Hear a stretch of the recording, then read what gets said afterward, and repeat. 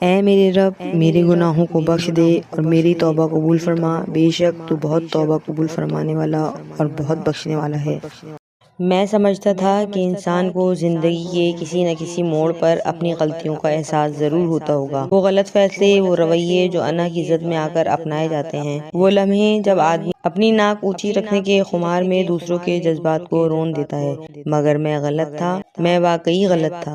میں نے لوگوں کو پرکھا، میں نے رویوں کو سمجھا اور پھر جانا کہ اس دنیا میں کچھ لوگ اتنے بے حس ہوتے ہیں کہ اگر تم ان کے لیے اپنا سب کچھ بھی قربان کر دو، وہ پھر بھی پلٹ کر ایک نئی طلب لے آئیں گے، جیسے قربانی ان کا حق ہو، جیسے تمہارے خلوص کا کوئی مول نہ ہو۔ میں نے انہیں غلط پایا، کوئی بھی باشعور انسان انہیں غلط کہے، مگر شاید ان کی انا کا جھنڈا اتنا بلند ہوتا ہے تو وہ سمجھنا نہیں چاہتے یا ان کے اندر سمجھنے کی صلاحیت نہیں ہوتی۔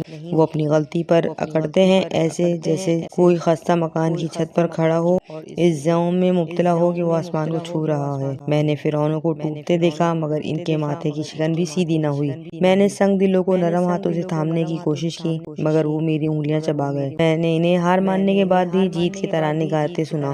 سوچتا ہوں کہ معافی کا خیال آنا بھی اللہ کی ایک بڑی رحمت ہے اور اپنی غلطی کا احساس ہونا ایک عظیم نعمت، لیکن وہ اس خیال سے بے نیاز رہتے ہیں۔ لیکن شاید وجہ یہ ہے، ان کی انا میں دراڑ پڑ جائے گی، ان کی عزت دفن ہو جائے گی، مگر کس چیز سے؟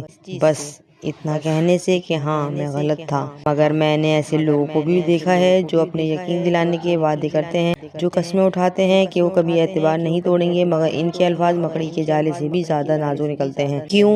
کیا انہیں خدا کا خوف نہیں، یا ان میں سے سچ کو نبھانے کی ہمت نہیں، یا پھر سامنے والے کے جذبات ان کے لیے ایک کھیل ہیں؟ میں نے ایسے لوگ بھی دیکھے ہیں جو تمہیں توڑ کر بھی اکڑ کر کھڑے رہتے ہیں، کیونکہ ان کے سینے میں میں معصوم ہوں کا آئینہ ہمیشہ چمکتا رہتا ہے، وہ آئینہ جو انہیں اپنی حقیقت کبھی دیکھنے نہیں دیتا۔ اور میں نے انہیں بھی دیکھا ہے جو تمہارے ہر درد سے واقف ہونے کے باوجود تمہیں چھوڑ جاتے ہیں، جو وعدہ کرتے ہیں کہ ساتھ کبھی نہیں چھوڑیں گے، مگر ہوا کے ایک جھونکے کے ساتھ اپنی بات کو اڑا دیتے ہیں۔